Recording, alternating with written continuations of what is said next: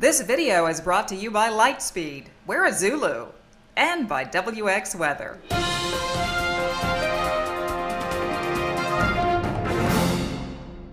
Russ, Niles reporting direct from Oshkosh 2008.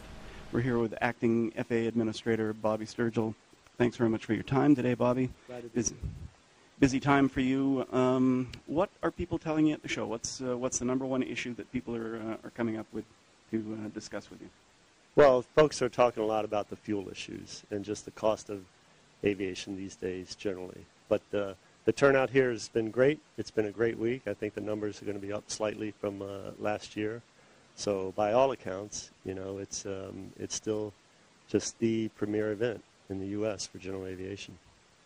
Well, what about the fuel issue? It is top of mind for most people, and it doesn't seem like there's, in a free market economy, too much the government can do. But is there any movement afoot to secure those supplies and make sure that aviation fuel is available and at a reasonable price?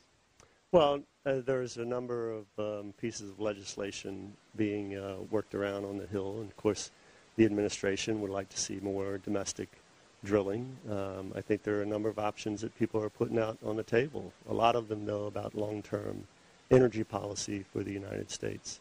In the short run, you know, I think what we all have to just expect is that fuel will be at elevated levels here in terms of price until we can work through the energy policy issues.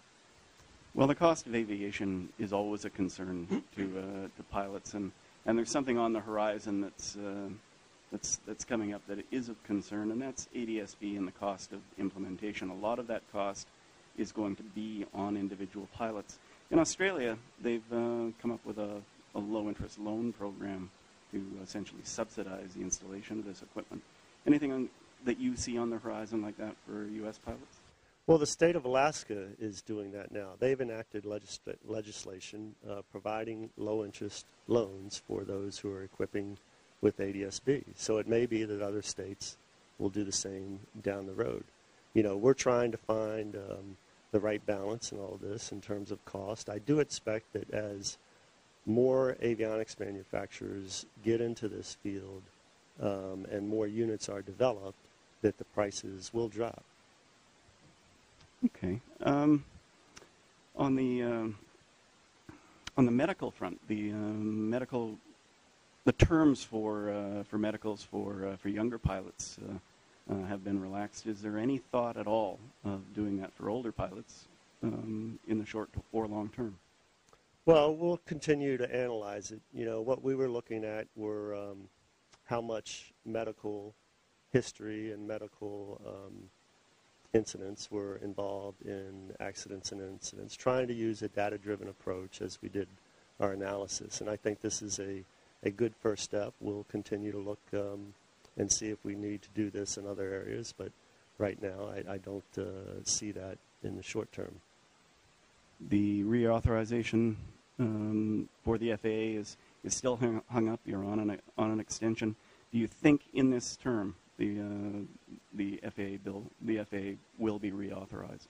Well, we are on our 6th or 7th extension now, and we'll probably see one of two results by September 30th. One is another short-term extension, which I am not in favor of because it does create a number of problems for us, not just in terms of hiring new people and maintaining the operation, but our capital programs, and especially our airport grant program, which is severely impacted under these types of extensions. The other result is a longer-term scenario, maybe an extension of 12 months to 18 months. I think with a lot of changes going on in the industry, especially the commercial side of the industry starting this fall, that it's probably best that everybody just take a few months and see how things are going to shake out before putting in place a bill that's going to lock everything in for 5, 6, or 7 years, depending on how it shakes out. Well, speaking of the future and longevity, there was a rumor being circulated by a kind of an unusual organization in New York last week that you had given your notice. You're pulling the pin. You won't be here past November. Is any truth to that at all?